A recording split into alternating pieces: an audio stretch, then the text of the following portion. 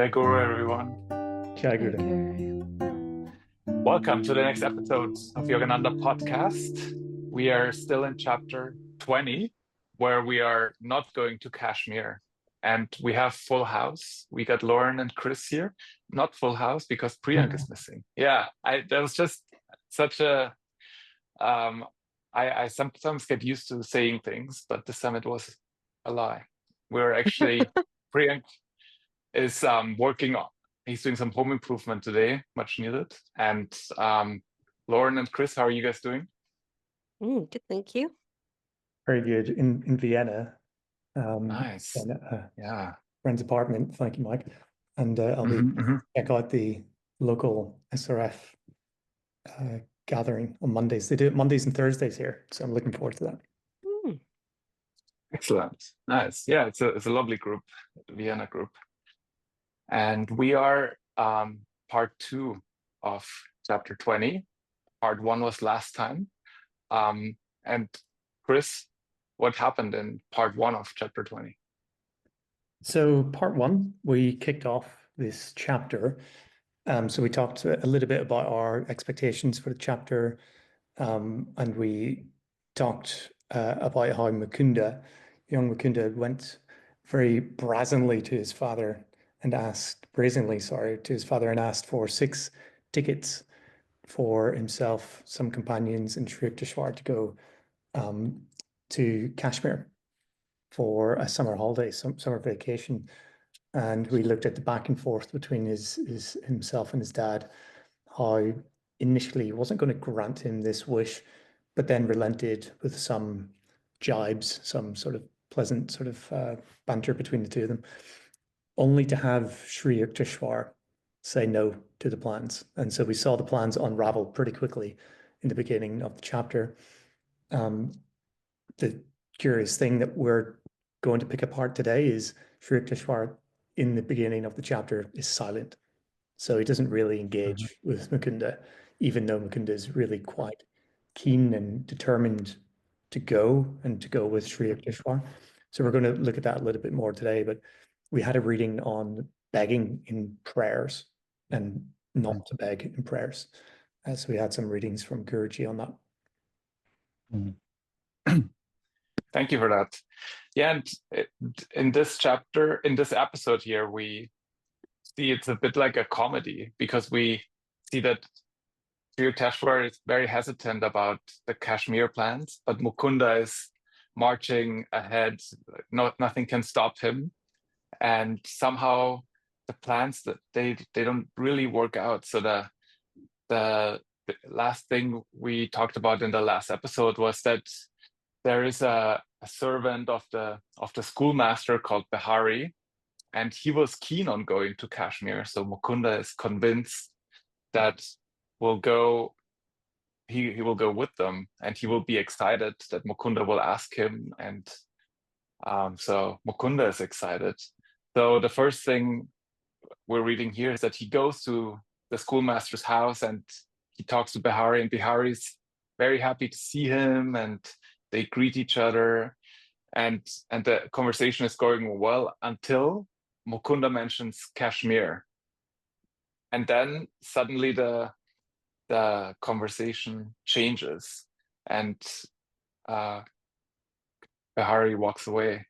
And I was wondering why it would happen like that, if Sri Yukteswar has influenced Behari's mind, or what the backstory here is. It would be super interesting to know why he suddenly didn't feel good about Kashmir. And the funny thing is that Mukunda then, he says he waits. He thinks Behari goes back to the house to get his stuff, so he's ready to go. And then he checks on him just to see that he ran away. Yeah, it kind of reminds me of, some moments in life where you get a feeling like you shouldn't be going through with something, like some kind of action or plan, and just the universe gives you these slight little nudges and prods and pokes to say, hey, you're on the wrong path, change, divert. And you don't listen to it because you almost want to see if it's right by proving it proven it correct. Does that make sense? So you need to go through it anyway, just to see if it was the thing that you shouldn't be doing. And this is maybe something to what's going on here, where maybe Sri Yukteswar could see that it just wasn't going to come together as well. So it could be both of those could be the options here. But sometimes it's hard to distinguish between is it actually your intuition that is trying to keep you from doing something, or like sometimes you want to achieve something and life is just putting obstacles in your way and you have to overcome them, right? Sometimes those two things look very similar, and it's sometimes difficult to know if you should proceed or not. But for now, Mukunda feels like he needs to push forward and he needs to continue with his plan. There's no sign of him stopping. One thing I found funny is that he went into the house to check on Behari, and he saw a man there. He said Behari left by the back stairs about 30 minutes ago. He didn't tell him anything. And then he had a slight smile. It's like sometimes the universe is conspiring against you. Yeah, it kind of compounds what's happening to Mukunda here, where the universe is almost kind of laughing at him in a sense, like it's sort of jovial. But there was alluded to in the first part of the chapter that Mukunda had a sense of pride. He didn't want to give in and drop the plans after the third time of asking 3 years in a row or something, where his father had conceded and relented to give him these tickets. So we know that we have that indication that the principle why he's driving forward is pride. He's not his intuition. So he's paying the price. Yeah. And we know from previous chapters that having pride, especially towards his family, is important to him. That was also a reason why he went to Benares to look for a master. And then when he heard his master actually lives in Serampore near Kolkata, he was going to live with his parents again. It was difficult for him to do that, but then in the end he did it, and it was probably a good solution for everybody. And so he doesn't want to be seen like someone who makes plans and then doesn't follow through with them in front of his father.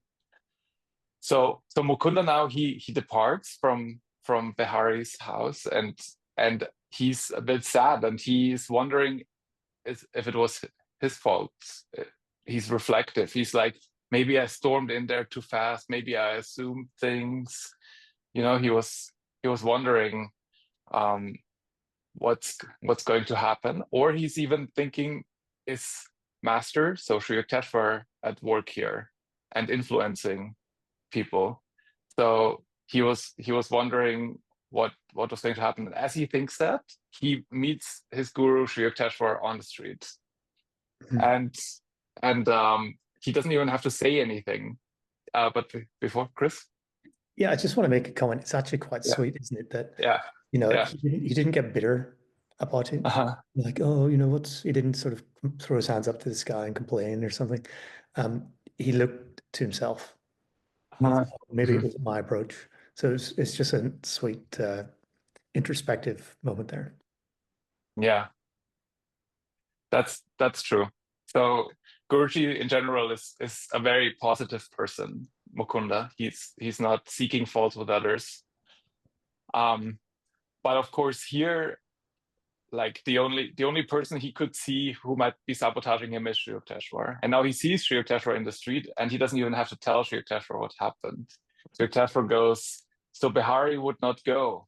Now what are your plans? So it's almost as if so I stopped this thing from happening. What are you gonna do next? And Mukunda, he says, I felt like a recalcitrant child who is defying his masterful father, and I feel like this is sometimes how we feel in life as well, when things are just not meant to happen, and we go forward anyways.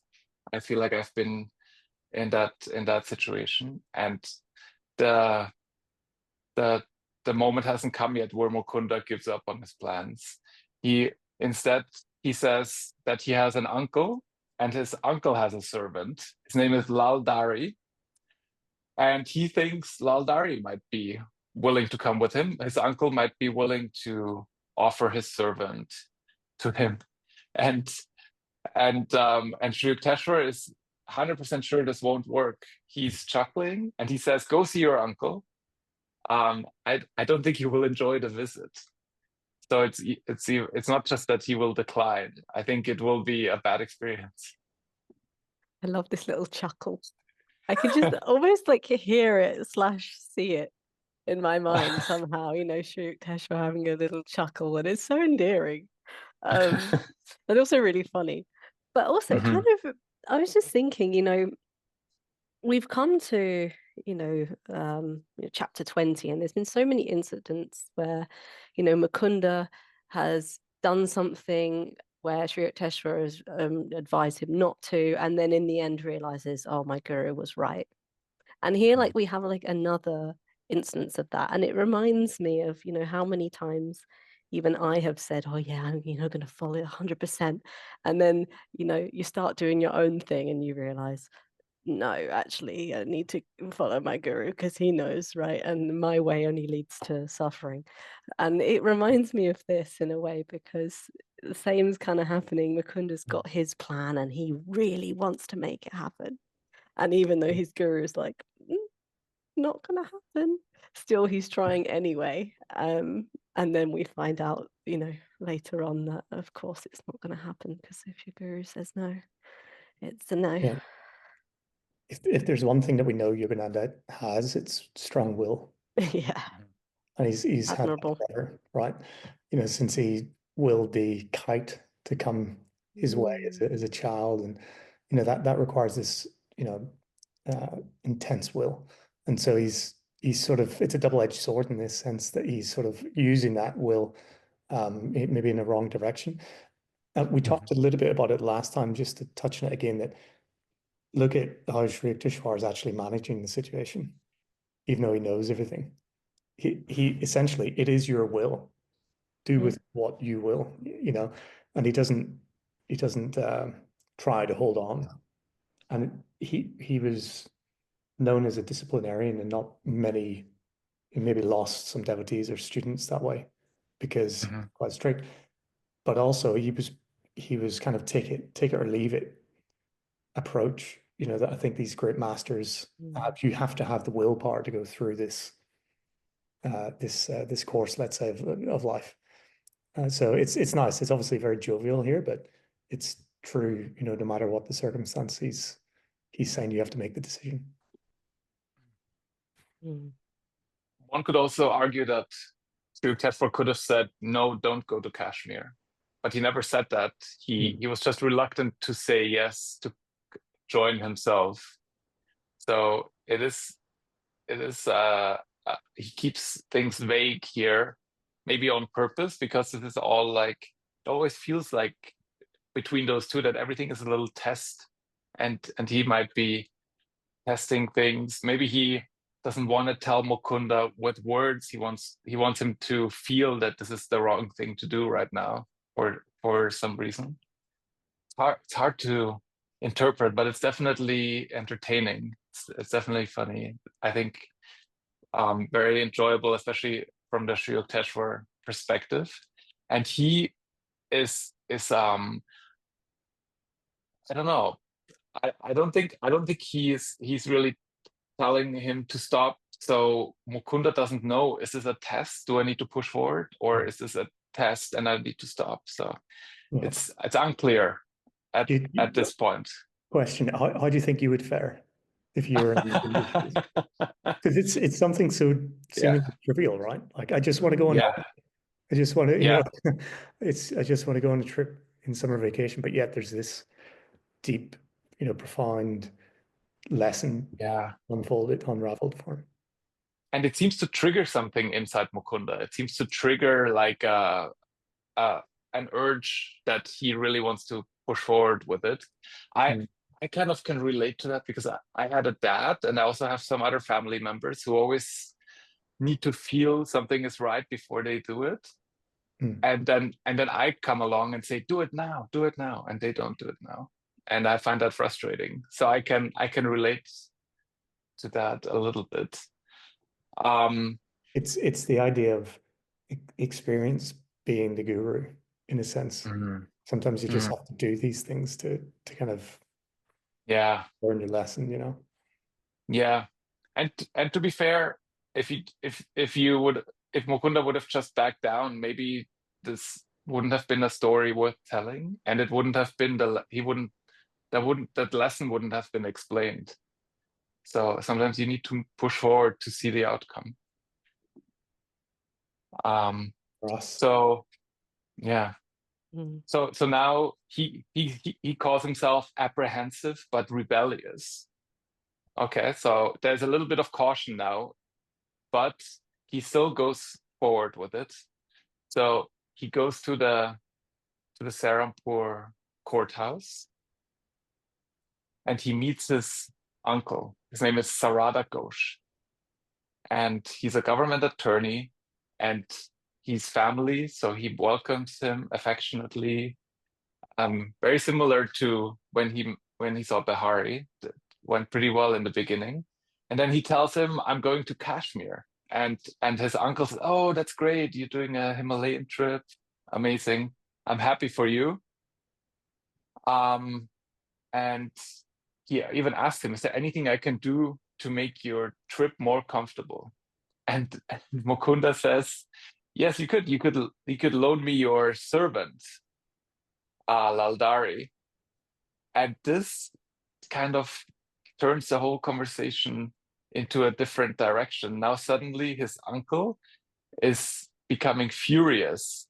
It says, "Uncle jumped so violently that his chair overturned. The papers on the desk flew in every direction, and his pipe, a long coconut-stemmed hubble bubble, fell to the floor with a great clatter." Just to add to the sort of jovial tone of this section, it gave me a bit of a laugh reading there that these kind words give me a lift of encouragement. You could just picture the little face. Like, really? Like you're willing to help me? That's exactly what I came here for help. And then, fate has a bit of a cruel twist to it. It's comical. It is comical.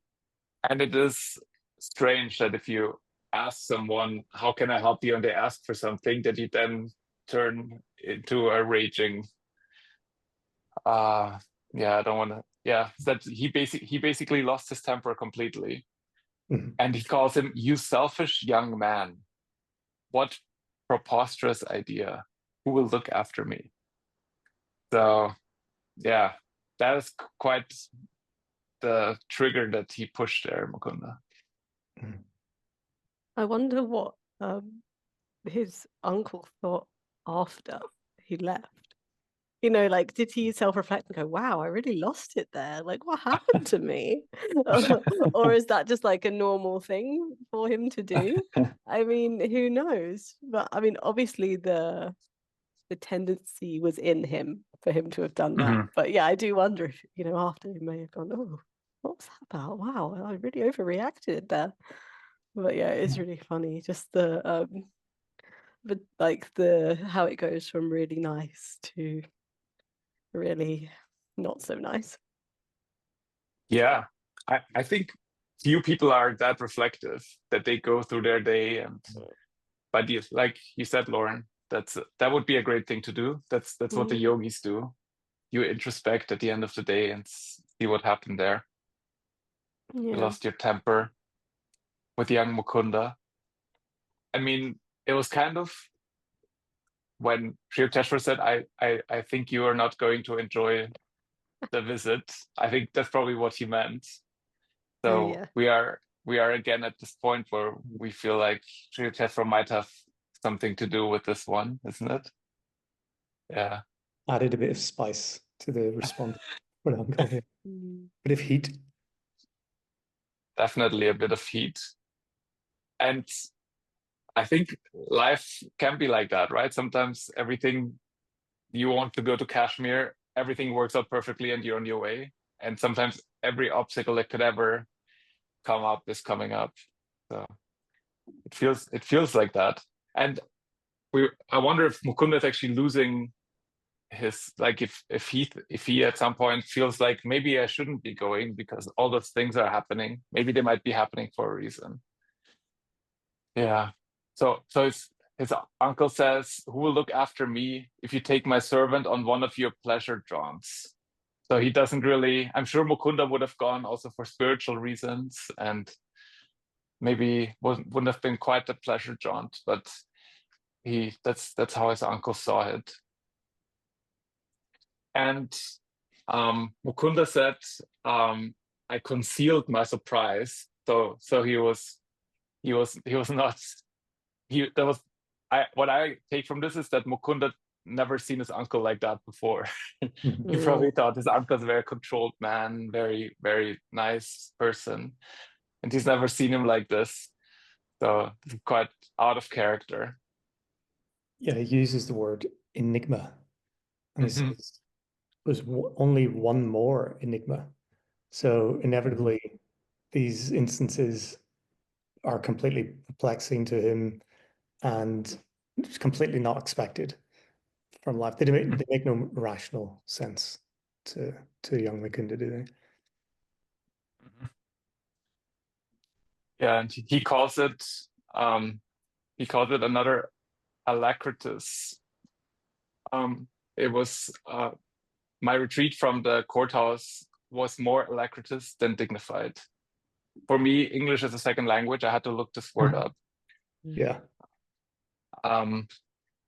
And it's interesting because Mukunda is now, it's not that a few things have happened already that have gone against him. So he can't find a servant, and not for normal reasons, but for reasons that are completely unexpected. So he goes back to the hermitage, and to see his friends that he was going to go with a group, so he saw them there, and now something is happening. There is conviction is growing in him. He said there was a motive behind Master's attitude. So Master is just like, maybe before he thought Sri Yukteswar doesn't want to go because he doesn't feel like it, or he needs to be convinced. Mukunda needs to convince his master to go, and it's his task to convince his guru. But now he feels like maybe there is more in play here. Maybe there is a real reason why I shouldn't go. And then he says in the next sentence, remorse seized me for having tried to thwart my guru's will. So there's something happening, some real intuition is coming to him that maybe I shouldn't be doing this at this moment. And so his mind changes, and he feels bad for defying Guruji. That is obviously trying to tell him something not to go. And then he comes to the hermitage, and Sri Yukteswar tells him, Mukunda, wouldn't you like to stay a while longer with me? And then he says, the others, they can go ahead and wait for you in Calcutta, but he really wants him to stay. You can take the late train that is leaving for Kashmir. And then Mukunda, in his new tone, after this realization that he doesn't want to defy his master, he says, sir, I don't care to go without you. So now he's come around by the power of his intuition. And there's a reading in Journey to Self-Realization on the power of intuition. We could read that out. So that was a nice one. Lauren, do you want to start reading? Mm-hmm. So it's titled Intuition, All-Knowing Power of the Soul. So How are you going to find the truth, the reality that lies behind what the senses perceive? You cannot do it by your rationalizing mind, because your mind falls victim to the senses. It only infers about what the senses tell it. The mind, therefore, does not comprehend the infinite forces that are dancing all around. Only by the development of intuition can you know what is truth. Intuition is direct perception. It is the all-knowing, pure comprehension of the soul.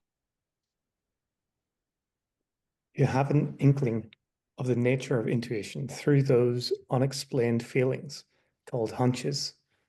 A hunch is an undeveloped intuition, something you know without the medium of the senses or inference, some truth that comes of itself.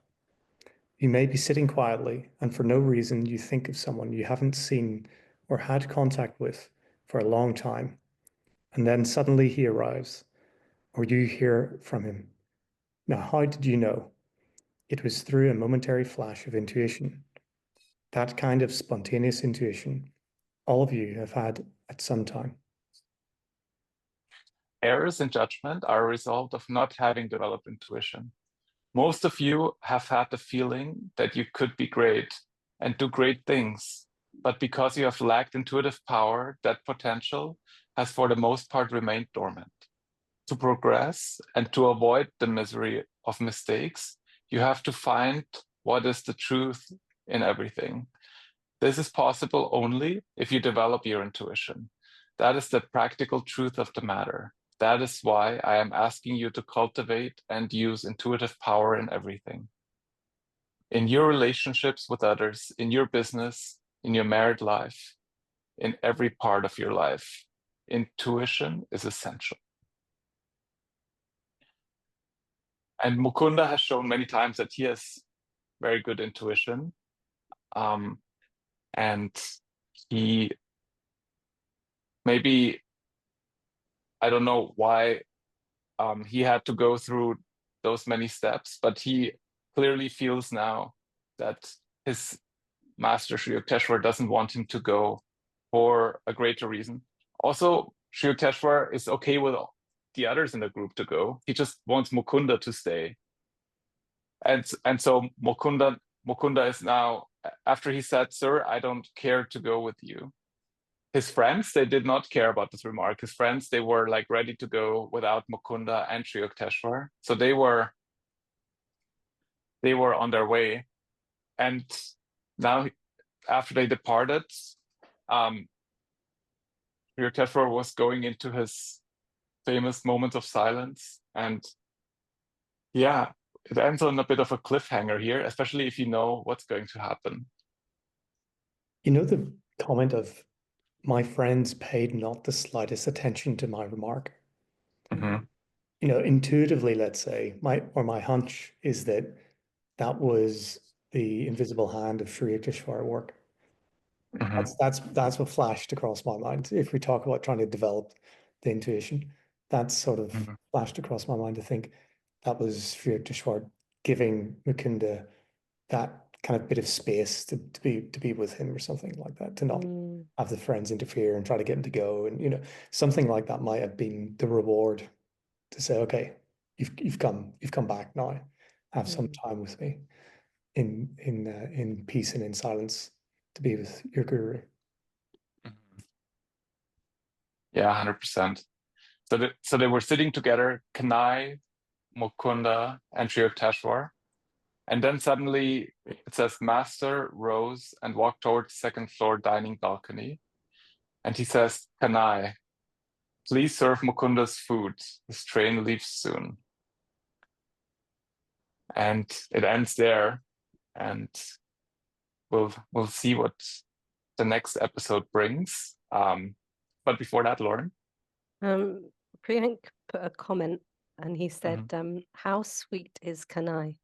Mukunda says in the previous section, he would not go without master, the ideal servant. But in reality here, he has to pick between two avatars. Who would you go with? That's his question. It's such a classic Priyank question. Yeah. Who would you go with? I don't think he can make a wrong choice here or a Mhm. right choice. Maybe both of them are pretty good. Yeah. Yeah, the I youthful exuberance might say that he would be more likely to go with Mhm. Mukunda. You know, Yeah. you would forgive him for that because he wants to go on an adventure or something, but the loyalty Yeah. is above all else, isn't it? So Mm. I think it's the right choice, isn't it? It's pretty awesome to see. Mm. Yeah. I agree with that letting Mukunda go alone would, I mean, not what I would do. I would like, if Mukunda would have gone, I would have probably tried to go with him. But now that he's not going, it's an easy choice. Yes. All right. So this was this second part of the chapter. We got the third part coming. Lauren, what do we have to look forward to? Well, we finally find out why Sri Yukteswar didn't want Mukunda to go on the trip. And we have a really good insight into the relationship between Sri Yukteswar and Mukunda. Again, we get a great insight into that, and really a reflection of the guru-disciple relationship, which is very useful and lovely for us. Yeah, I won't reveal too much more, otherwise surprises. You'll know That's what right. happens. But I'm looking forward to delving into it next week. Yeah, me too. Mm. All right, so want to thank the listeners and you too, Lauren and Chris. Yeah, thank See you you. all next time. Jai Guru. I agree. Thank you.